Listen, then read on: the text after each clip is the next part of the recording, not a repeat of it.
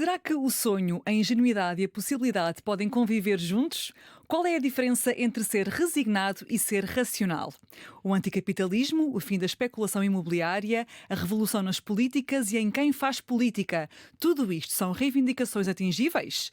A nossa convidada de hoje diz que sim, mas vai explicar-nos como e porquê. Foi há quase 3 anos que saltou para o espaço mediático quando participou num debate para as legislativas na RTP. Era representante do MAS, o Movimento Alternativa Socialista, e a sua prestação valeu muitos elogios. E foi também há quase 3 anos que se viu agredida verbalmente no Twitter. A exposição trouxe-lhe o ódio descarado, um ódio que foi recentemente condenado enquanto tal.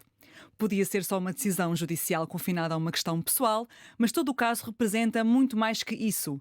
Hoje conhecemos a mulher que fez justiça, mas também a mulher de esquerda, do movimento estudantil, a professora de português e a ativista que quer romper com a imagem do político profissional. É a antiga dirigente do Movimento Alternativa Socialista e fundadora do novo movimento Trabalhadores Unidos. Renata Câmara, olá, Olá, bem-vinda. Catarina. Obrigada por estares connosco hoje. Renata, nós temos várias datas importantes na nossa vida, desde logo o nosso aniversário, a morte de alguém, de uma pessoa de quem gostamos, a data de um casamento, da recepção de uma boa notícia, de começo de um novo emprego. E eu sei que na tua vida há 2 datas muito importantes. A primeira é 17 de fevereiro de 2022 e a outra é 9 de dezembro de 2024. Vamos começar pelo dia 17 de fevereiro de 2022, quando foram escritos alguns tweets na rede que atualmente se chama Rede X, que levaram a todo um caso que depois chegou ao dia 9 de dezembro de 2024. Como é que soubeste desses tweets? Tu viste? Alguém te enviou? E já vamos ao conteúdo que eu quero explicar e realmente dizer e citar tweet por tweet, digamos. Eu fiquei a saber do tweet, primeiramente, por causa de uma amiga e camarada minha que me ligou. Alguns dos meus camaradas, nesse período, porque foi imediatamente a seguir à campanha das legislativas, procuravam com alguma frequência Renata Câmara nessa rede social para saber se estava a ter alguma traça, porque realmente estava, não é? Foi uma altura em que tive muita visibilidade. Tu participaste naquele debate, já lá vamos. Participei no debate, mas mesmo depois aliás, tinham-me dito que acabava, digamos, o rebuliço no dia das eleições e depois estava feito. E não foi assim, continuei a receber convites para ir a alguns Programas de programas, televisão. 5 para a meia-noite, aqui à minha geração. Então continuava realmente a ter alguma visibilidade por causa disso. E tinha várias pessoas que iam procurando para saber se as pessoas estavam a comentar, etc. E uma das minhas camaradas viu essa publicação. Nós, tanto eu como ela e vários dos meus camaradas também, sempre fizemos parte do movimento antifascista, da Frente Unitária Antifascista, que depois passou a ser a Rede Unitária Antifascista. Eu cheguei a fazer parte do núcleo antifascista de Aveiro, antes de vir para Lisboa, por exemplo. Ou seja, temos algum entrosamento com o movimento antifascista, porque não somos só militantes do partido, também estamos nos movimentos sociais, nos sindicatos, etc. E então ela viu essa publicação e chamou-me de imediato a atenção. Ela própria estava já alarmada com a situação. E aí já era a sequência toda ou era só o primeiro? Era a sequência toda. Sim, repara, porque não começou por ser sobre mim esta conversa. A questão é que depois, no meio de um conjunto de generalizações de mulheres deste partido e do outro, a única pessoa que foi nomeada diretamente foi eu, a dizer que ia ter tratamento VIP. E Então foi isso que deixa-me recordar o que é que Sim. foi. Portanto, no Twitter, Mário Machado escreveu: e prostituição forçada das gajas do Bloco. Ricardo Paes responde: concordo. Incluam as do PCP, do MRPP, do MAS e do PS.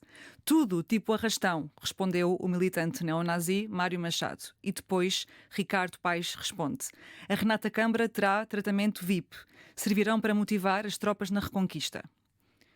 Quando tu leste isto, como é que te sentiste? O que é que te veio à cabeça? Senti-me ameaçada, verdadeiramente.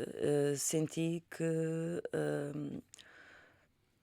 era uma conversa num espaço que é público, porque as redes sociais são um espaço público, por parte de um indivíduo. Eu, Ricardo Paes, não sabia quem é que ele era. Sei hoje em dia que ele também é um dirigente do 1143. Na altura, o 1143, não sei se já estava formado enquanto tal ou não, mas não tinha a visibilidade nem tinha feito as coisas que fez hoje em dia. Hoje é muito mais claro que estes dois indivíduos não são só duas pessoas quaisquer que estão na internet a trocar. Não são uns trolls, não é? Exatamente, são pessoas que são vistas como dirigentes ou como líderes de movimentos que são movimentos organizados, que são movimentos que volta e meia nós sabemos que têm armas apreendidas, que têm casos de violência. O próprio Mário Machado já foi condenado O próprio várias Mário vezes na Machado, justiça. e começando por ele, nessa altura em que isso aconteceu, já tinha havido um outro caso anterior, não comigo, mas com pessoas que eu conheço, que também apareceram na altura numa lista a serem ameaçados, precisamente por este tipo de grupo a que o Mário Machado está associado, e por isso eu tive consciência imediata de que o meu nome aparecer diretamente, não de uma forma abstrata, militantes do PS ou do MAS ou do Bloco, o Mas nome. A Renata Câmara terá tratamento VIP, não é? Exato, aparecer um nome assim diretamente, por parte de dois indivíduos que fazem parte de grupos que realmente têm, inclusive isso é conhecido, e na altura em que me chamaram, por exemplo, para ir à PJ prestar as declarações por causa da queixa que eu apresentei, foi uma das coisas que falamos e eles próprios reconheceram que estes grupos, como têm uma lógica de gangue, de ganhar confiança para poderem entrar, para irem subindo de ranking, vamos dizer assim, dentro da organização, muitas vezes fazem algumas coisas que têm a ver com prestar provas ou conseguir agredir um polícia ou alguma coisa assim, e obviamente que mesmo que não fosse nenhum deles a praticar aquilo que eles estão a dizer, como eles são vistos como líderes de um movimento de extrema-direita, Tem pessoas a segui-los. tem pessoas que os seguem e que podem, obviamente, fazer isso, não é? Porque basta uma pessoa passar na rua e me reconhecer e ter esse ódio contra mim, porque sabe quem é que eu sou, e lá está, voltamos à questão, estávamos na altura em que eu tinha particular visibilidade, isso deu-me uma insegurança tremenda, porque eu sei que posso estar na rua, posso cruzar-me com um indivíduo de extrema-direita que funciona nessa lógica de gangue, que vê que eu estou sozinha e que me pode fazer alguma coisa, precisamente. A questão da violação, como está aqui, prostituição Exatamente. forçada das gajas do Bloco. Entretanto, tu apresentaste uma queixa-crime, já tinhas apresentado uma queixa-crime antes ou foi a primeira vez que o fizeste? Não, essa foi a primeira vez. Eu nem sabia qual é que seria o enquadramento legal, mas na altura fui reunir com o Garcia Pereira, que aceitou defender-me pro bono, e agradeço muito toda a ajuda que ele me deu durante todo este processo e que provavelmente vai continuar a dar porque ele ainda não está concluído em absoluto, não é? Sim, sim. Mas discutimos desde logo o que é que podíamos fazer e ele disse que sim, deu-me toda a força. Eu até devo confessar que ao longo deste processo houve um ou outro momento onde eu estive quase para desistir, porque por um lado recebia bastantes insultos, né, e acabas por continuar a receber ameaças.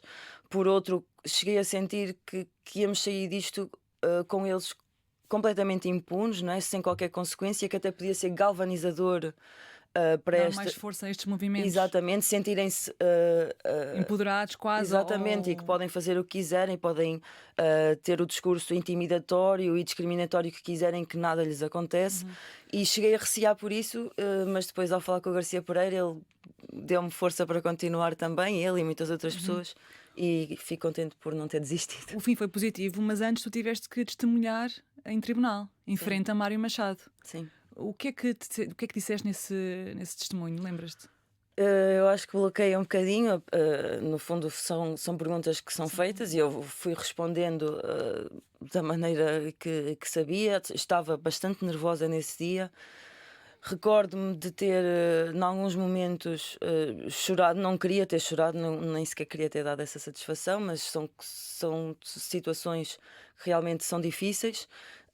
E felizmente eles estavam nas minhas costas, por isso eu não estava a ver, mas sei que eles se riram. Em Sim, alguns aliás, momentos. a juíza escreveu isso mesmo. A juíza disse que ficou clara, e estou agora a citar, a falta de empatia dos arguídos, portanto Mário Machado e Ricardo Paes, e acrescentou, chegaram mesmo a sorrir em alguns momentos quando a Renata Câmara relatava o sofrimento vivido em consequência daquelas publicações. Sim. Portanto, tu relataste o quê? O que é que foi este sofrimento destes 2 anos até agora? Falei de várias coisas.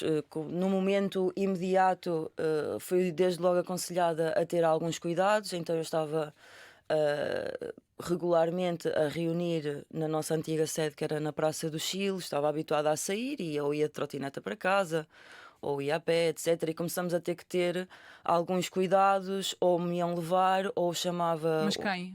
eu. Sim, Ou camaradas meus que estavam ok. comigo na reunião me iam levar a casa Mas quem é que te diretamente. aconselhou isso? Foi a polícia?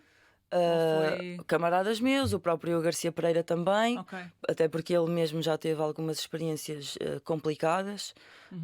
também. Portanto, tinhas que ser acompanhada para casa porque tinhas receio que à noite que Sim, alguma coisa ou acontecesse. quando ia de Bolt, ou Bolt, Uber, Sim. pedia sempre, eu nunca marcava o sítio onde era exatamente a minha casa. Marcava outro sítio, fazia de conta que ia entrar numa porta, esperava que o carro arrancasse, só quando o carro arrancava é que depois eu ia realmente para a minha casa. Tentei começar a mudar as minhas rotinas. Eu tenho uma cadela que vou passear, como é óbvio. Tentei o máximo possível não ter horários muito fixos para fazer essas coisas, Não foi fazer sempre o mesmo caminhos horário. diferentes, tudo isso.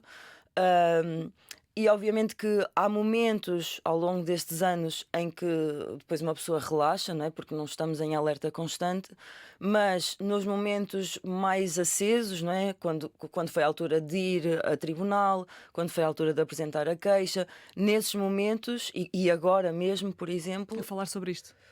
eu sinto que tenho que ter algum cuidado e vou na rua e vou olhar nos carros que estão estacionados se há alguém dentro dos carros, vejam, ouço um barulho atrás, olho para trás para ter a certeza que não vem ninguém. Às vezes troco de lado da rua se achar que há alguma coisa de estranho e obviamente que é. É quase um trauma, não é? Sim, é viver com uma certa sensação de alarme, que nós, como mulheres, na verdade, sabemos o que isso é fora do que são estes casos, quando saímos à noite ou coisas assim, mas neste caso com uma tensão agravada, como é óbvio, porque sei que há todo um conjunto de indivíduos que, se pudesse, que me fazia mal. E já havia antes da queixa e com a queixa mais. Uhum. A defesa, na altura, em maio, porque para situarmos, em maio foi proferida a primeira condenação de Mário Machado e de Da Ricardo comarca, Paes. sim. Ahm, Na altura, a defesa de Mário Machado e de Ricardo Paes disse que a pena que foi decidida, que era 2 anos e 10 meses de prisão efetiva, disse que era uma pena demasiado pesada para, e estou a citar, 7 ou 8 frases descarradas, as frases que já dissemos, e que não consideramos sequer como frases sérias. Dizia, então, que não vislumbra como é que Mário Machado se pode arrepender de uma brincadeira, mesmo que se possa considerar que seja uma brincadeira de mau gosto. Portanto, a defesa, o que apresentou foi que tratava-se apenas de frases de brincadeira, de humor e que, portanto, não se conseguia explicar o facto de ser uma pena de prisão efetiva. Esta desvalorização de ser uma brincadeira, de não era por mal, de estão a exagerar, é algo muito comum, não é? Como é que isto te fez sentir? Já agora não foi sempre essa a argumentação. Primeiro, e logo quando eu fiz a queixa, ele fez um direito de resposta, Uhum. em que alegava essa questão da ironia, mas depois ele começou a dizer que não tinha sido ele a fazer aquelas publicações. Eles acusaram-me no julgamento de eu ter fabricado aquilo com o Paint. Essa era a defesa. Depois, como nós fomos buscar as provas, apesar de eles terem eliminado tudo, havia o Web Archive que dá para ir buscar. E a PJ conseguiu buscar esse arquivo, não é? Isso e porque, por causa de um outro caso, eles tinham o computador ou o telemóvel do Mário Machado apreendido e foram fazer uma perícia e tinha lá a notificação até dele ter sido suspenso ou bloqueado do X. Não sei se na altura ainda era Twitter, Uhum. provavelmente sim, por causa dessa publicação. Ou seja, ele estava a mentir, a dizer que não tinha sido ele a fazer. Era assim que ele queria tentar escapar. Depois, quando foi impossível, ainda hoje ele às vezes dá a entender que supostamente ele fez. Mas essa era a primeira defesa. Depois, quando também passou a ser um bocado difícil de continuar a mentir em tribunal nesse sentido, voltou um bocadinho esta desculpa, digamos assim, de que é o humor, que é a ironia, que é um A conjunto de brincadeira foi piadas. mesmo a palavra usada, a Uma brincadeira. brincadeira. Só que acho que por tudo aquilo que eu também já disse, isto não tem nada de brincadeira, tal como não pode caber de maneira nenhuma dentro do que é o conceito de liberdade de expressão, porque tudo tem que ter os seus limites, não é?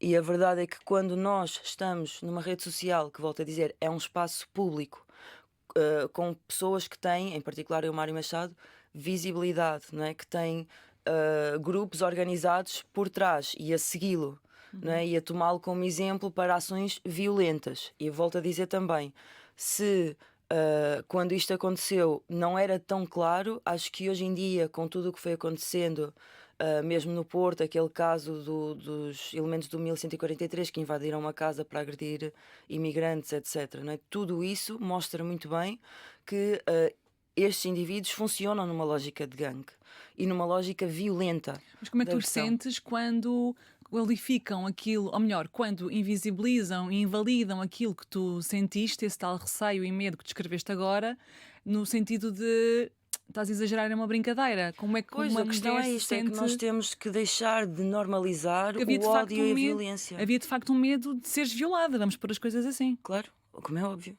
Como é óbvio. E é por isso que, apesar de a queixa colocar, no fundo, algum perigo mais em cima de mim, eu achei que realmente nós não podíamos não fazê-lo e não podíamos desistir, porque nós temos vindo a assistir, com a conivência maioritariamente também das próprias instituições, que neste caso deram uma sentença que vai no sentido de contrariar aquilo que tem sido precisamente essa normalização do discurso da extrema-direita, de ódio, de violência, que na verdade é um discurso que existia muito, ou seja, se formos há 50 anos, era muito mais normal tomar como piada qualquer tipo de insulto ou de comentário mais Sim, preconceituoso ou violento, violento ou preconceituoso, etc. sexualizante. Começamos, e também por força do que são os movimentos sociais, não é? Da luta por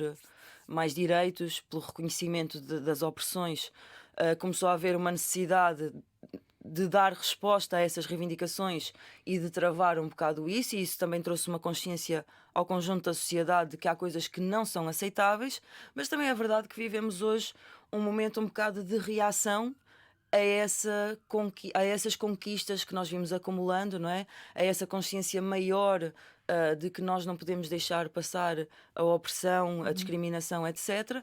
E essa reação tenta recuperar, não é, esta noção de que hoje em dia já não se pode fazer Não se piadas, pode dizer toda a gente nada. acha que se leva tudo muito a sério, mas a verdade é que no mundo há milhares de mulheres a morrer todos os anos por causa da violência machista, por causa de sociedades em que se normaliza fazer da violação piada. O que, por exemplo, no Brasil chamam a cultura do estupro. Existe uma cultura do estupro. E a cultura do estupro normaliza como piada a violação. Só que nós temos que parar de aceitar que isso seja visto apenas como uma piada. Porque não é. No dia 9 de dezembro, como eu dizia, foi um dos dias mais importantes para ti, para a tua vida. Acho que fiz uma observação acertada, porque foi quando de facto foi confirmada esta pena por parte do Tribunal, Tribunal da Relação. E no dia 10 de dezembro, tu fizeste um tweet em que escreveste: Olá, malta. Pela primeira vez, nos quase 3 anos que este processo demorou, são infinitamente mais as mensagens de força e de apoio do que os insultos dos fachos. Eu gostava de te perguntar, nestes 3 anos, recebeste algumas mensagens de apoio, acredito, mas, como tu dizes, foram muito mais as mensagens de ódio. Que mensagens foram estas? Foram mensagens a criticar-te, por te teres Tudo e mais alguma coisa, queixado, desde literalmente? insultos básicos, na verdade a maior parte acho que são insultos básicos, porque a misoginia é tanta que também não traz grandes críticas elaboradas, não é? Tudo ou à custa de infantilizar uma mulher que é jovem na política, ou é por causa do aspecto, ou é por causa digamos, reduzir toda a atividade política de uma pessoa, seja ela no contexto partidário ou como ativista, querer aparecer, querer ter atenção, ou o Claro. que quer que seja, não é? Ou seja, é tudo no domínio de ataques ao caráter ou ataques à aparência, tudo muito básico, como estou a dizer. E obviamente também muitas vezes novas ameaças. Uhum. Agora, como dizias, o caso supostamente já está terminado, mas a defesa diz que ainda vai considerar recorrer da decisão para o Tribunal Constitucional, se Penso bem que que entretanto já confirmaram que o vão fazer. o vão fazer mesmo. Portanto, o teu advogado diz que vai ser um insucesso. Veremos. Sim, porque esta questão, o que eles querem trabalhar no Constitucional, que é o direito constitucional à liberdade de expressão, é uma questão que já estava colocada Sim, no julgamento, tanto o da comarca como depois no recurso na relação. Uhum. Porque lá está, a Constituição prevê várias coisas, vários direitos, vários deveres, Tem os seus etc. limites também. E tem os seus limites, e um deles é utilizar a liberdade de expressão Como para liberdade de incitar agressão. ao ódio e à violência, a atos violentos e de ódio e discriminação. Isso não é aceitável, nem pode ser enquadrado no que é a liberdade de expressão. Uhum. Uma em cada 10 mulheres na Europa já foi vítima de perseguição online, assédio virtual ou outro tipo de ciberviolência, diz o Instituto Europeu para a Igualdade de Género. Mas tu és muito mais do que este caso que recentemente te colocou Obrigada. nos holofotes mediáticos. És uma mulher de causas e começaste por ser ativa politicamente, precisamente não no sentido político-partidário, mas no sentido político de mudança real do dia a dia. Essa tua ligação à política começou no secundário.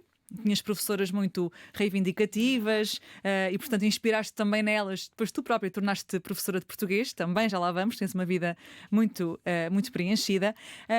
Na altura, o que é que mexeu realmente contigo? Foi uma vontade de mudança das coisas? Vias nelas, sim, esse lado questionador e também querias para ti? Sim, quando eu estava a terminar o secundário, 2008, 2009, foi um ano muito importante. Ou seja, Foi esses a crise, anos foi o 2008? início da crise económica, foi uma altura em que saltou também de uma forma muito forte a luta dos professores, eles estavam todos muito indignados com o Ministro da Educação. Eu, na altura, fazia parte do Conselho Pedagógico do secundário. Então, Representar os alunos. sim, como representante dos alunos, e então havia algumas reuniões do Conselho Pedagógico da minha escola secundária em que os professores começavam a atacar não só as políticas do Ministério da Educação, mas o próprio diretor por ser conivente com elas e não estar ao lado dos professores. Então, naquelas reuniões de conselho pedagógico, comecei a ouvir coisas que nunca tinha ouvido e comecei a juntar as peças, não é? E comecei a ter vontade Uhum. de ter mais Participação atividade, sim, ativa. mais, sim. Realmente começaram-se a juntar algumas peças, acho eu, na minha cabeça, e comecei a ter essa dimensão mais contestatária, que acho que aprendi em primeiro lugar com as minhas professoras, sem dúvida, de português, literatura portuguesa, latim. Talvez por inspiração, tu depois quiseste muito ser professora de latim, certo? E foste para a universidade, escolheste só uma opção, portanto, confiança máxima de que irias entrar logo à E primeira. foi a primeira colocada. E por entraste, isso. ótimo, em estudos clássicos. Depois, no segundo ano do curso, optaste por mudar para português na Faculdade de Letras de Coimbra. Sei que na altura não eras nada fã das praxes. Pois não. Porquê? Eu mal entrei, primeiro dia, declarei-me logo anti-praxe. Vieram alguns alunos do meu curso para começar a praxar e eu disse logo que não queria ser Mas praxada. tinhas pensado sobre isso? Ou... Tinha, porque na altura também eu no meu último ano de secundário tinha um namorado que já estava no primeiro ano da universidade em Coimbra e que já me tinha falado sobre isso. Também tinha assim uma certa perspectiva de esquerda.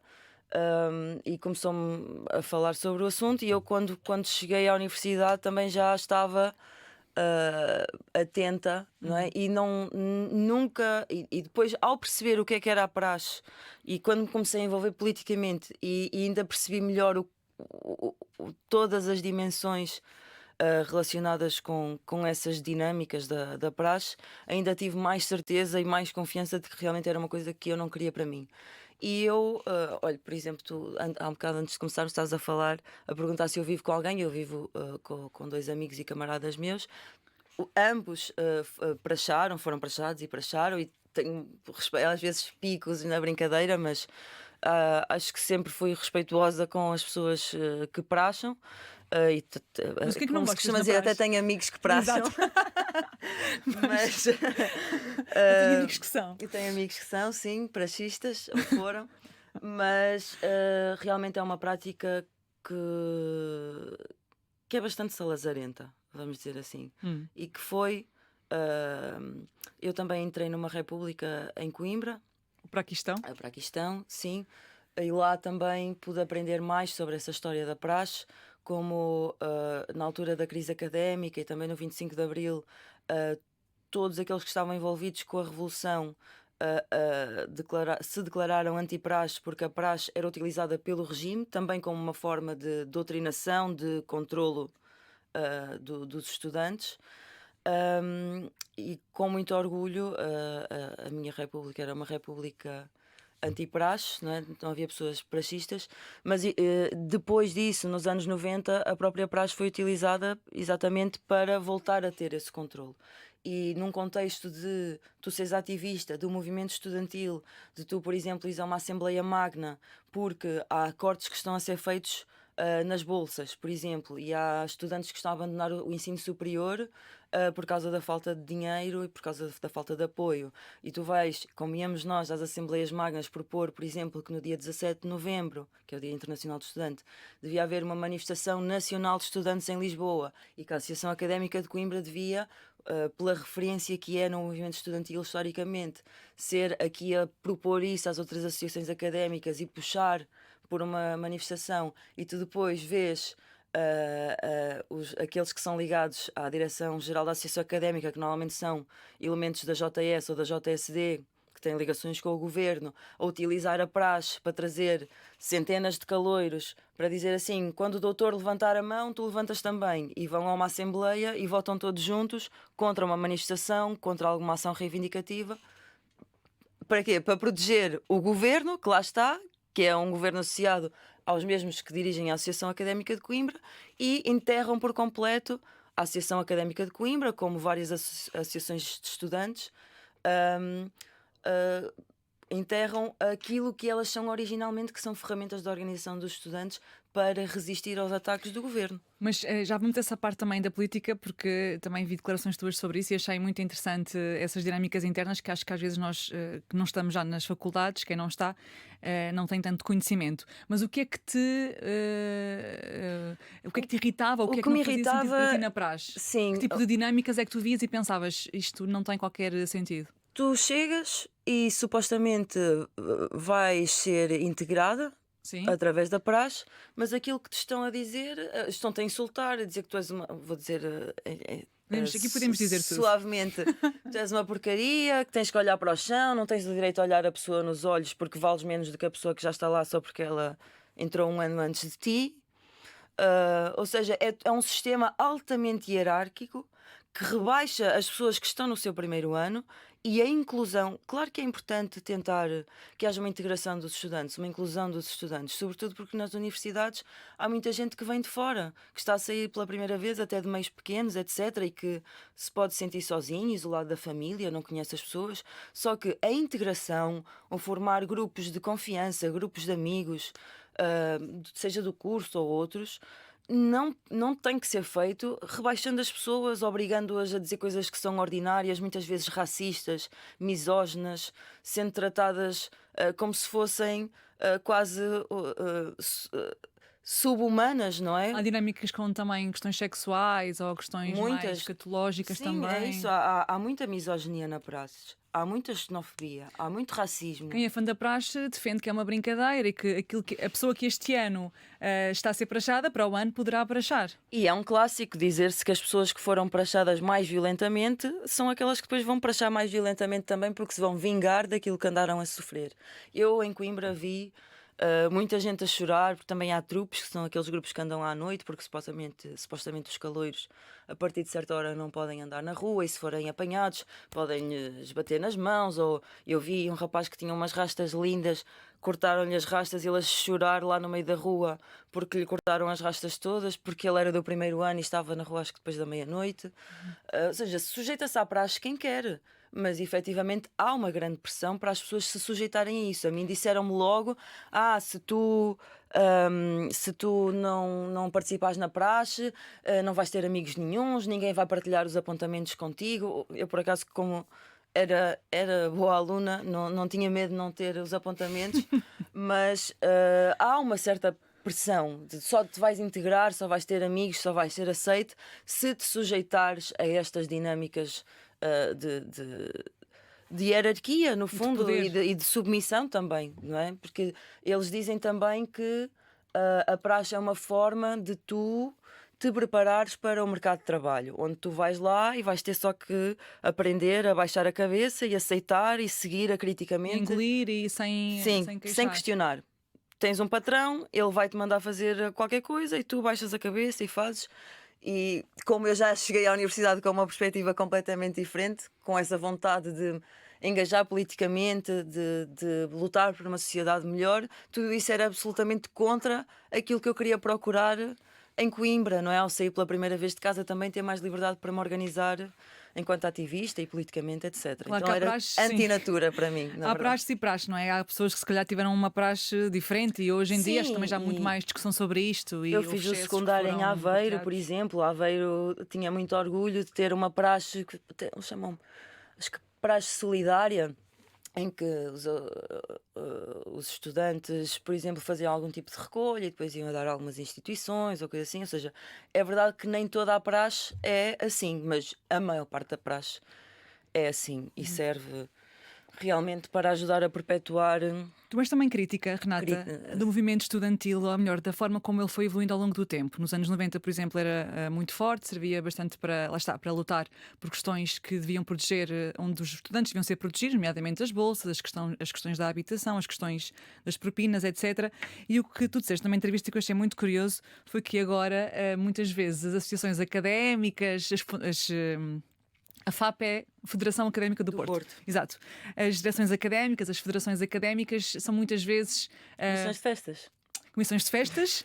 Esse é o primeiro que é ponto. verdade.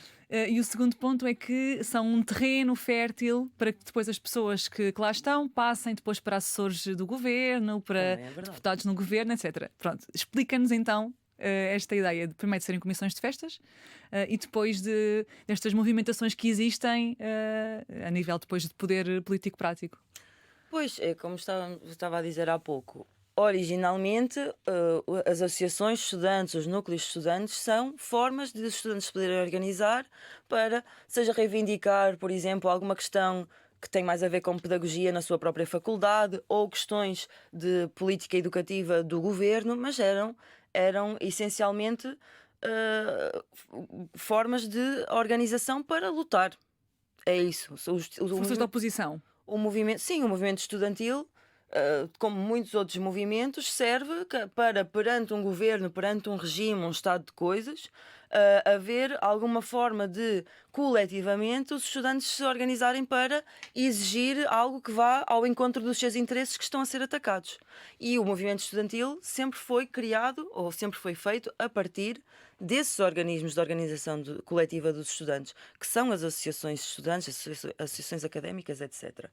Mas é verdade que hoje em dia há uma concepção das associações de estudantes, também no secundário, mas nas universidades. Acho que demorou mais a instaurar isso nas universidades do que nos secundários, mas um fenómeno hoje em dia completamente generalizado, a esta noção de a Associação de Estudantes servir para organizar a queima das fitas, para organizar festas, não é? Para os estudantes se divertirem, mais do que servir para ver que, por exemplo, o governo vai cortar X milhões em financiamento para o ensino superior e que isso vai significar ou aumentar as propinas, ou que vão cortar as bolsas, não sei quantos mil estudantes vão sair do ensino superior e é preciso fazer alguma coisa para reivindicar o contrário, não é? Que não haja cortes no ensino superior, que haja mais investimento no ensino superior. E porquê que isso se perdeu, entretanto? Perdeu-se por uma política deliberada desde o fim do que foi, porque nós tivemos uma revolução em Portugal, não é? Em 25 de abril de 74, iniciou um processo revolucionário de cerca de um ano e meio. E isso foi uma altura de bastante instabilidade para o regime, para os governos. É por isso que nós temos não sei quantos governos provisórios, porque iam-se formando governos e com um conjunto alargado de forças, inclusive o movimento das Forças Armadas, o PS, o PCP, estavam todos juntos a tentar fazer governos provisórios para tentar estabilizar a situação, mas ao mesmo tempo tu tinhas outras formas de órgãos de decisão que foram criados pela base, as comissões de morador, comissões de trabalhadores, e muitas vezes aquilo que o governo queria aplicar não era acatado, e por isso é que também caíram tantos governos. Mas eu pergunto isto porque é que o movimento estudantil se alterou? Porque é que hoje em dia já são só comissões de festas, como tu dizes? Precisamente, porque há todo um processo depois, durante os anos 80 e 90, de tentativa de estabilização do regime democrático que foi criado depois a partir do golpe do 25 de novembro, de tentativa de, digamos, de dar a sensação de que, ok, houve uma revolução, todas as tarefas, o que não é verdade, todas as tarefas a que essa revolução se propôs foram cumpridas, nós agora temos esta linda democracia que é tudo aquilo a que nós podemos aspirar e nada mais do que isso, e por isso nós agora temos o nosso governo, as nossas instituições do regime, e é preciso acalmar. Esqueçam a revolução foi feita, agora vamos passar todos os anos a comemorar esta revolução que aconteceu, e não é para haver mais nenhuma mobilização que seja capaz de colocar em causa que este regime também não é o melhor regime que a nossa sociedade consegue construir e que é possível fazer uma coisa mais justa, mais igual do que esta. Diferente do capitalismo. Que não que regime é uma questão de sistema. Exato. Não, antissistema e anticapitalismo. Pronto, porque lá está, nós também fazemos uma distinção entre o que é o governo, o que é o regime e o que é o sistema, não é? Sim. Porque tu podes mudar de um regime para o outro, como nós fizemos, nós mudamos de uma ditadura fascista para uma democracia burguesa, e essa mudança de regime não implicou uma mudança de sistema. Não é?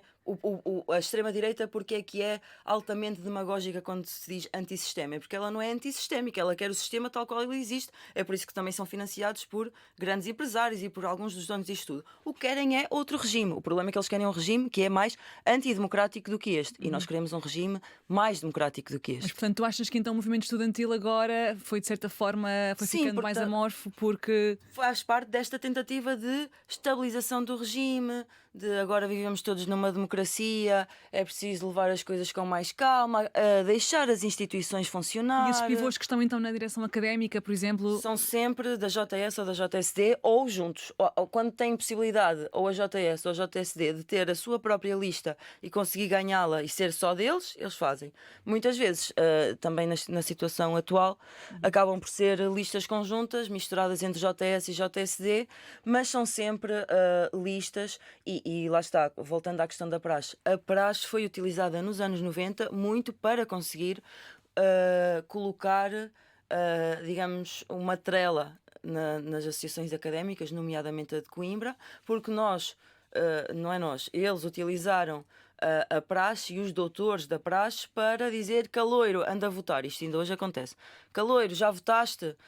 E eu própria, quando andava lá, hoje talvez já não seja necessário pelo desmoronar das associações, talvez hoje seja mais fácil controlar, não seja necessário isso, mas vinham os doutores com carrinhas, com estudantes para votar, que iam lá votar em quem o doutor manda, e é assim que se ganham eleições nas grandes associações académicas. Renata, entretanto, tu quiseste também associar-te a um partido, aliás, ainda eras menor de idade, sei que contactaste o Bloco de Esquerda para tentar afiliar-te, mas depois acho que não tiveste assim grande resposta, mas já eras maior de idade quando entraste para a universidade e para o Bloco de Esquerda em 2009. Entretanto, lá estiveste alguns anos, poucos anos, porque a seguir depois decidiste fundar em conjunto com outras pessoas o MAS, Movimento Alternativa Socialista, e depois de uns anos em que estiveste fora, voltaste e ganhaste então esta notoriedade toda em 2022, depois de teres participado num debate na RTP para as eleições legislativas, em que conseguiste no fim quase duplicar o resultado do teu partido, não só tu, mas tu eras a porta-voz, e foste considerada por várias figuras como a nova estrela da política nacional pelo desempenho que tiveste nesse tal debate, que foi um debate dos partidos pequenos, que habitualmente é sempre um debate muito ridicularizado. Às vezes não fazia ideia que tanta gente via aquele debate. As pessoas muitas vezes veem o debate, e claro que também estou a fazer uma consideração com base na minha experiência, para, enfim, conseguir captar algum momento mais cómico, para conseguir tirar dali algum momento mais humorístico, digamos assim. E tu destacaste pelas tuas propostas. Uma das coisas que tu mais dizias na altura, e acho que também dizes agora, é que é preciso acordar a esquerda, que a esquerda não está de facto a falar para as pessoas, para o seu dia a dia, porque na esquerda nós vemos mais políticos profissionais, é uma expressão tua, do que os políticos do dia a dia. O que é que tu queres dizer com isto dos políticos profissionais? São pessoas que toda a sua vida foram ou funcionários do partido ou assessores parlamentares. A sua carreira, do início ao fim, é a política. E nós precisamos da política feita por trabalhadores comuns. Nós precisamos de ter, por exemplo, na saúde, não tecnocratas que olham para tudo como números e não mais do que isso, e desempenho, que olham para o SNS, por exemplo, para os hospitais como se fossem empresas. Nós precisamos de pessoas, profissionais de saúde, ah, ah, que vivem, que conhecem a realidade dos hospitais públicos, a decidir quais são as melhores políticas a aplicar pelo Ministério da Saúde. E a mesma coisa para a educação, a mesma coisa para os transportes. Ninguém conhece melhor as necessidades das escolas do que os professores, os assistentes operacionais, os técnicos, os psicólogos, os terapeutas da fala. Ninguém conhece melhor do que eles, e inclusive também o conjunto da comunidade educativa. Mas ninguém sabe melhor o que é que falta nas escolas e o que é preciso resolver nas escolas do que os trabalhadores que vivem nas escolas, que são os profissionais de educação, essa realidade todos os dias, e isso é transversal à sociedade. E O problema é que as políticas, a forma como o dinheiro é utilizado ou não, as políticas que são aplicadas, as muitas vezes falsas soluções que são apresentadas pelos sucessivos governos, que depois não solucionam nada, e se há coisa que mostra isso é as infinitas promessas ao longo dos anos relativamente ao SNS, enquanto ele continua cada vez mais a definhar. Isto acontece porque quem toma decisões são políticos profissionais, são tecnocratas, muitos deles com interesses, ou a maior parte deles com interesses diretos mesmo os com da empresas esquerda? privadas. Não, na esquerda, a esquerda, Sim, a esquerda que tu consideras como esquerda não é uma esquerda PS, por exemplo. pois, não neste sentido. Hoje em dia já quase ninguém. Aliás, hoje em dia muita gente questiona se ainda faz sentido falar de esquerda e direita. Porquê? Porque o significado do que é esquerda e o que é direita vai-se cada vez mais diluindo, inclusive graças à esquerda abdicar de ser esquerda. E os próprios termos esquerda e direita foram uma forma de apagar o caráter de classe das organizações que são os partidos políticos. Porque antes era muito mais claro que havia os partidos dos patrões e os partidos dos trabalhadores. Hoje em dia os partidos dos patrões chamam-se PS, PSD, Iniciativa Liberal, Chega, etc. E é lá que está a maior parte do investimento dos grandes empresários deste país e banqueiros. Está lá, não é por acaso. E depois temos organizações, partidos, que se propõem a representar os interesses não dos patrões, mas da classe trabalhadora. Que são os outros. O PCP e o Bloco de Esquerda em particular, de maneiras diferentes e com composições sociais nos seus partidos diferentes, etc. O problema é que não é possível representar os trabalhadores se nós, a maior parte da nossa vida, não somos trabalhadores, somos políticos profissionais. Porque na hora de decidir uma política a favor ou contra, na hora de, por exemplo, olhar para uma greve dos enfermeiros e dizer estamos ao lado dos enfermeiros, ou dizer, como fez a Catarina Martins, os enfermeiros também não podem estar cada semana a inventar uma reivindicação diferente, têm que ser razoáveis, porque o governo era da geringonça e eles estavam a apoiá-lo, não é? Quando a lealdade dos partidos de esquerda passa a ser com o regime, com o governo, com as instituições, que são aquelas que esmagam todos os dias os trabalhadores, então a esquerda deixa de representar realmente os trabalhadores. Mas é no governo que tem também o poder para fazer alguma coisa e para influenciar as decisões, ou não? Não, não é. Então, Tudo o que a esquerda consegue conquistar, mesmo com os seus assentos parlamentares, só é dado entre aspas, porque há mobilizações. O tempo de serviço andou a ser reivindicado 20 anos, ou mais, mas 20 anos, vamos colocar 20 anos. Quando é que ele foi conquistado? Quando houve mobilizações, greves fortíssimas que colocaram o governo contra as cordas. Não há nada que tenha sido conquistado pelos trabalhadores e pelos oprimidos, pelos explorados e pelos oprimidos, que não tenha sido conquistado pela força das suas mobilizações. E depois, claro, para não achares que eu sou incoerente, porque eu candidatei-me a um lugar no Sim, Parlamento. sim, é Não me, essa a minha pergunta não me seguinte. candidatei a Primeira-Ministra, atenção, A candidatei-me deputada. a deputada, não é? Sim, mas depois terias que fazer eventualmente algum acordo, irias votar, enfim, poderias depois fazer parte Mas também de como uma solução deputada, governativa, não é? qual é a importância de ter. Porque a esquerda já não vê as coisas. A esquerda parlamentar não usa o Parlamento para. ah, como forma de ser um megafone daquilo que está a acontecer nas ruas ou que deve acontecer nas ruas.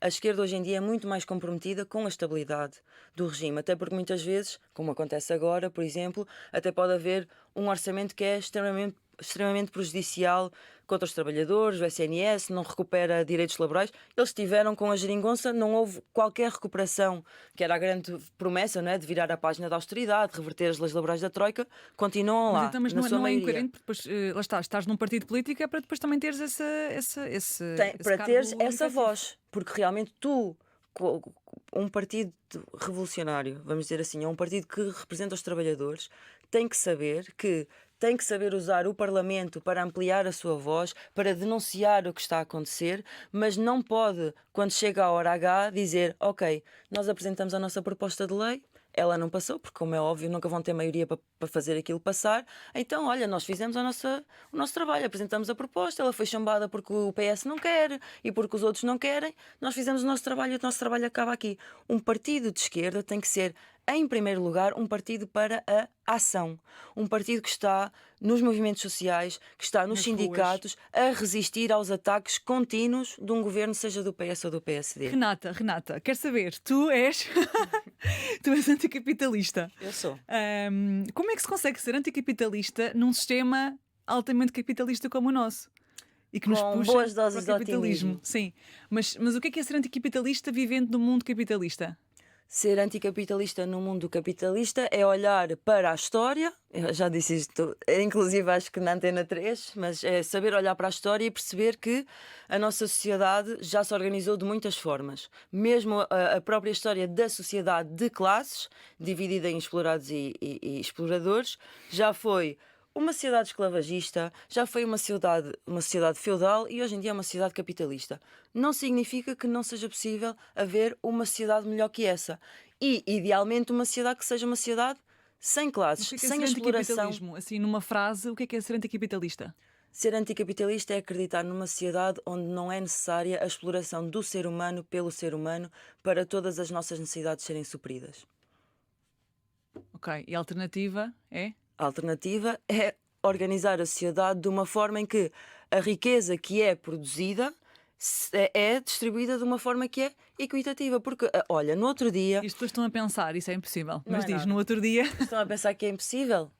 Não sei, não Porquê? sei. É uma provocação. Mas Repara, diz, no outro dois dia. dias antes do Para não te 25 de esqueceres. Abril, 2 dias antes do 25 de Abril, toda a gente Não dizia te que o esqueças 25 de daquilo que Abril querias dizer. Sim. era impossível. Sim, até há uns tempos, foi há 2, 3 meses, no programa do Jon Stewart, foi lá a Christine Lagarde, e ela disse muito claramente que o mundo está dividido em dois polos, o do capital e o do trabalho. E eu achei excelente, achei brilhante, porque ela de certeza que não é anticapitalista, nem marxista, nem nada do género, e ela admitiu, para qualquer liberal que hoje em dia diz: não, já não há classes, isso já não existe, etc. Não, elas existem, e o mundo está dividido entre o capital e o trabalho. E também a Christine Lagarde, nessa entrevista com o Jon Stewart, disse que é verdade que ao longo de décadas, ou mais do que isso, na partilha da riqueza que é criada, tem havido sistematicamente uma grande injustiça em que a maior parte da riqueza se concentra no capital e não no trabalho. Só que a maior parte da riqueza é gerada pelo trabalho, não pelo capital. Só que depois a maior parte da riqueza vai parar às mãos de quem? Do capital e não do trabalho. O que algumas pessoas tentam formular de forma simples nos dias de hoje como o 1% versus o 99%, não é? Ou as elites e a população, etc. Mas a verdade é que a nossa sociedade está construída assim. Só que é uma construção e todas as construções podem ser alteradas. Como é que tu consegues praticar o anticapitalismo no dia a dia? Ou seja, eu sei que é uma convenção, uma ideia tua, uma convicção tua, mas fazes escolhas no dia a dia, especificamente para tentar contrariar este capitalismo voraz que nos persegue? Sim, também num mundo hoje em dia que é tão individual, Sim. individualista, não há nada mais anticapitalista do que organizar-se coletivamente. Porque o capitalismo é um sistema mundial. Nós não, aliás, esse foi um dos grandes erros, ainda é, de toda a tradição do Partido Comunista e da degeneração que foi o Stalin, etc. Não é? Ele começou a defender, ele destruiu por completo a Revolução Russa, o Stalin, e não só com as perseguições que fez, etc., mas também com uma política de não, nós agora vamos construir aqui o socialismo num só país e o mundo todo lá fora, o que é impossível, porque os capitalistas, enquanto classe, enquanto elite, estão organizados internacionalmente. O FMI e o BCE, tudo isso são instrumentos da elite capitalista Mantém o capitalismo, sim. para influenciar o que é decidido pelos governos, etc. Não é? Então, não há solução individual para construir uma sociedade melhor do que o Outro capitalismo. sistema, daí tu seres antissistema. Eu sou antissistémica porque eu acredito que é possível construir um sistema superior, mais justo e mais igual, mais livre do que é o capitalismo. Daí o Chega não ser antissistema, porque o Chega, Claro que não naquela é. que é a tua opinião, quer manter o sistema como está, mas.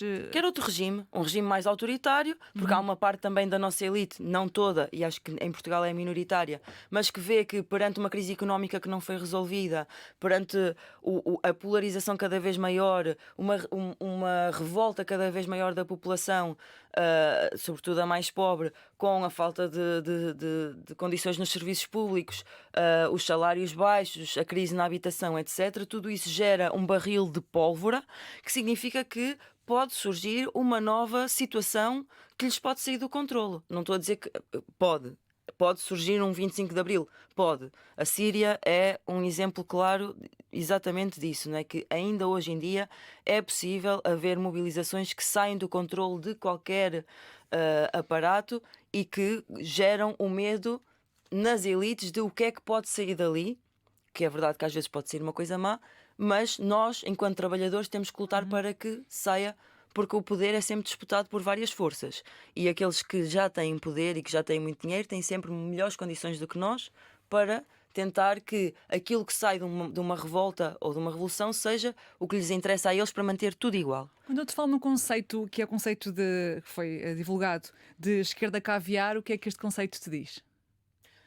Fala-me exatamente dessa esquerda que está completamente adaptada ao regime, que já não acredita que no seu tempo de vida seja possível construir nada melhor do que aquilo que existe e por isso não faz mais do Uhum. que disputar meia dúzia de migalhas e é por isso que a classe trabalhadora já não olha para eles como solução.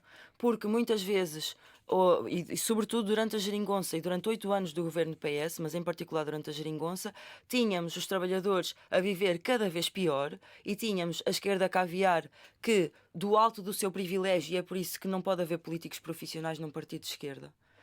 Podes ter um tempo dedicado, mas tens que trabalhar também. Porque se tu estás longe de um local de trabalho, longe da exploração do teu patrão, longe dos maus salários, etc., se tu estás confortável o tempo todo dentro do aparato do partido e dos corredores da Assembleia da República, é muito mais fácil para ti, depois, num período de crise, enquanto os trabalhadores estão todos a sofrer e a ver as suas condições de vida a degradarem-se, tu vês dizer que os pacotezinhos de migalhas que o Costa andava a dar eram o melhor a que nós podemos aspirar, o que é mentira. Só para as pessoas perceberem, Renata, tu já trabalhaste em call centers, Já. foste vender uma operadora de Porta a telecomunicações porta porta a também. No porta Covid. e agora és professora numa escola. És professora do oitavo ano, sétimo ano? Sétimo e oitavo. neste Sétimo e ano. oitavo ano, dás português, é a tua área. O que é que, ou melhor, a profissão de professora tem mais de frustrante ou de recompensador? É uma montanha russa, depende dos dias, mas tem doses altamente concentradas de ambos, às vezes ao mesmo tempo, inclusive.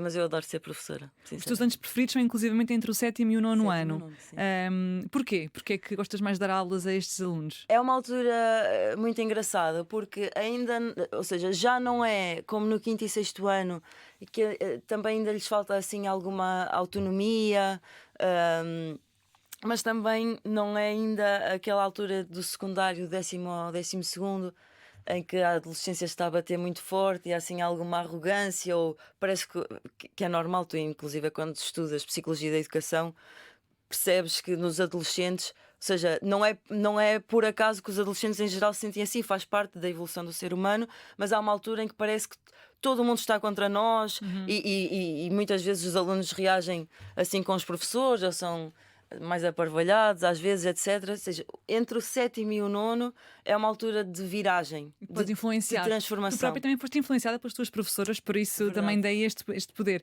Tu agora és professora numa escola de Oeiras, num bairro que pertence àquela classificação dos bairros municipais, Sim. com algumas A minha questões escola é uma escola sociais. tape. Pronto. Já agora explica o que é uma escola TAPE para as pessoas saberem. É uma escola que está num território que precisa de particular atenção, vamos Exato. dizer Tu assim. vês isso na sala de aula, vês isso nos alunos que tens, que há questões que têm que ser mais trabalhadas, que há muita desigualdade ali, que há falta de cumprimento das necessidades básicas? Sim, há sobretudo uma grande descrença em muitos alunos naquilo que a escola realmente lhes pode dar e que há uma noção de que, mesmo que sejam bons alunos, quando saírem da escola, muita gente não os vai querer contratar, vão estar sujeitos na mesma a trabalhos ou altamente informais ou altamente precários, a ter uma vida difícil no bairro e muitas vezes associada também à estigmatização de serem do bairro, Uhum. e por isso Essa um dos falta de maiores sonho. trabalhos nestas escolas é ganhar os alunos para quererem aprender ou ver significado na escola, porque realmente é difícil. E não acho que a própria escola, não a minha em particular, a escola, vamos dizer assim, Entidade, sim. sim, devia ter mais mecanismos, mais projetos orientados para a integração de algumas comunidades e para dar No teu algum caso, tens várias sentido. comunidades diferentes, não é? Na sala de aula. Tenho, já, sim, quando estava há 2 anos na Almeida Garrete, que é junto ao Zé Mojal, acho que era mais diversa a escola aí. Ainda assim, também é uma escola bastante diversa, a escola onde eu estou este ano, tão diversa que até também tem 2 alunos da Palestina, mas com isto eu Sim, perdi-me. tem muita diversidade de alunos, ou seja, muitas pessoas diferentes. Sim, E e depois há muitos. falta a escola. E repara, mesmo hoje em dia, se tu fores fazer um mestrado em ensino, tu, nas cadeiras de Psicologia da Educação ou Psicologia Educacional, depende da faculdade, como é que essa cadeira se vai chamar, tu aprendes precisamente, entre outras coisas, sobre haver vários tipos de inteligência, que não há só um tipo de inteligência, que a forma como o ensino está completamente baseada em testes, um teste no final do ano, com um grande peso nesse tipo de modelo de avaliação. E um modelo de aula que é basicamente de palestra para estar lá só, ou A seja, vês receber o e aluno a como gravar. um contentor e tu despejas lá para Exato. dentro, não promoves, digamos, uma apropriação do conhecimento por parte dos alunos. Tudo isso nós aprendemos já hoje na universidade, que é absolutamente errado. Só que depois tu aprendes isso e quando vais para a escola, tu tens que fazer como sempre Está fizeram, formatado porque assim. está formatado assim. E isso é particularmente prejudicial em escolas como estas, em que tu não tens alunos com famílias que têm uma grande estabilidade, que têm uma propensão maior a puxar pelos alunos para Os próprios lerem. também não foram, se calhar, escolarizados como deviam ter sido. Exato, ou seja, se tu não vens de uma família que tem uma certa estabilidade económica também, porque também tem a ver com estabilidade económica, ou depois a pessoa ter tempo para se dedicar aos filhos, para puxar pelos filhos de outra maneira, etc. Não é? E se tu tiveres um trabalho que te obriga a estar muitas horas fora de casa, Claro, vai ser impossível. inevitável que tu vais ter que pôr o teu filho a olhar para a televisão, olhar para a PlayStation, etc., em vez de puxares por outras coisas, não é? Renata, 2 Enfim. minutos para falarmos sobre a especulação imobiliária, que é uma das tuas grandes causas. Porquê? O Porquê? que é que é, primeiro que tudo, e porquê é que te agonia tanto? Não, vamos lá ver. Porque é que a especulação imobiliária é uma das minhas grandes causas? Porque eu por acaso não sei se é, mas assumo que seja, porque a verdade é que a habitação devia ser um direito. Só que a habitação não é um direito consagrado hoje em dia, né? Hum. E é uma das grandes mostras de como nós podemos ter uma Constituição que nos deu um conjunto de concessões precisamente para conseguir estancar o processo revolucionário que foi o 25 de Abril e haver uma normalização do regime. Então há todo um conjunto de coisas que estão contempladas na Constituição, mas precisamente porque o sistema se manteve exatamente o mesmo e o que houve foi apenas uma mudança de regime, que é ou seja, obviamente que é um avanço, Sim, sim. ter uma democracia em vez de uma ditadura, mas como a Revolução tentou fazer mais do que isso e não chegou lá, nós hoje temos uma Constituição que diz que toda a gente tem que ter direito à casa, mas há muita gente que não tem. Que trabalha e que não tem em casa. Que trabalha e que não tem casa, exatamente. E isto para nós devia ser. Como é que há tantas casas vazias e como é que há gente que trabalha e não consegue pagar uma casa? Como é que nós somos expulsos das nossas cidades porque aquilo que se faz ou é especulação com o turismo, ou o negócio à base do turismo, não é? O nosso tecido produtivo também foi destruído e hoje somos um país cujo projeto económico é ser um país de turismo e de serviços, que são coisas altamente voláteis, né? Que não nos dão grande estrutura, mas além disso tu vês prédios que estão vazios e alguns deles são do Estado, mas não só, alguns que estão devolutos. Tudo isso podia estar ao serviço das populações, né? Trazer as pessoas para casas com condições. Há emprego que pode ser gerado na reabilitação de casas, inclusive não só da sua estrutura, não é? Para elas serem boas casas, mas também em termos de eficiência energética, no sentido de uma transição energética justa, socialmente justa, etc. Mas nada disso é feito porque nada disso interessa aos grandes capitalistas e é por isso que nós não podemos ter um sistema capitalista, porque nós temos realmente grande conhecimento, grandes avanços tecnológicos. Nós, nos últimos 100 anos, vimos a sociedade a fazer descobertas incríveis. Todos nós podíamos ter vidas dignas e não as temos porque nós vivemos num sistema que é baseado na exploração e na opressão da maioria da população. Saramago é um dos teus autores favoritos, em conjunto com José Eduardo Agualusa e também Sofia de Mel Breiner. E José Saramago disse uma frase que eu quis trazer para aqui, numa entrevista a Jô Soares, em 97, disse: "Não é a pornografia que é obscena, é a fome que é obscena." Achei que ias gostar desta frase. Sim. Agora, para explicar o que é que estás a fazer, entretanto saíste do MAS e estás a criar o teu próprio partido, em conjunto com outras pessoas, que se chama Trabalhadores Unidos. É já um movimento de esquerda e, portanto, estás agora na fase de recolha de assinaturas. Sim. Para legalizar o partido, é isso? Sim, nós lançamos no final de setembro o Trabalhadores Unidos e estamos neste momento no processo de recolha de assinaturas e, portanto, para legalizar. Quererás depois um dia voltar aos debates, voltar a ser deputada, eventualmente integrar... Voltar a ser deputada, não, que eu nunca voltar fui. Voltar a ser deputada, voltar a tentar ser deputada. No mínimo, tentar que o Trabalhadores Unidos tenha uma deputada ou um deputado eleito. Se sou eu ou não, isso... Tu és a representante, és a porta-voz do Trabalhadores Unidos. Hoje em dia sou, mas tudo pode mudar. Cumpro a minha tarefa da melhor forma que consigo. E com muito orgulho construo o Trabalhadores Unidos juntamente com os meus camaradas.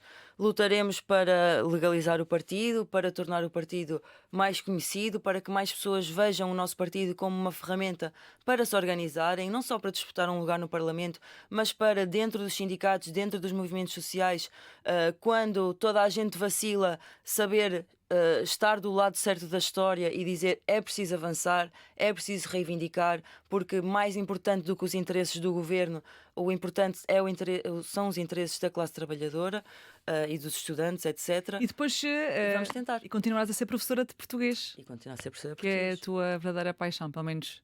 Quer dizer, eu acho que quem nos está a ouvir diria que são várias paixões. Não, eu tenho muitas paixões, isso é verdade. A política é uma delas, sem dúvida. Sim, sim. Renata, muito obrigada, por teres vindo aqui conversar comigo. Foi mais uma conversa feita de convicções, de histórias, de ideias para reflexão, mas também de dores e de desafios ao longo do percurso. Mais uma mulher, mais uma dona da casa. Eu sou a Catarina Marques Rodrigues e estou convosco de 15 em 15 dias. Vão acompanhando-nos aqui e também nas redes sociais, nas minhas e nas da Antena 3. E já sabem, a parte mais importante, obrigada por estarem desse lado.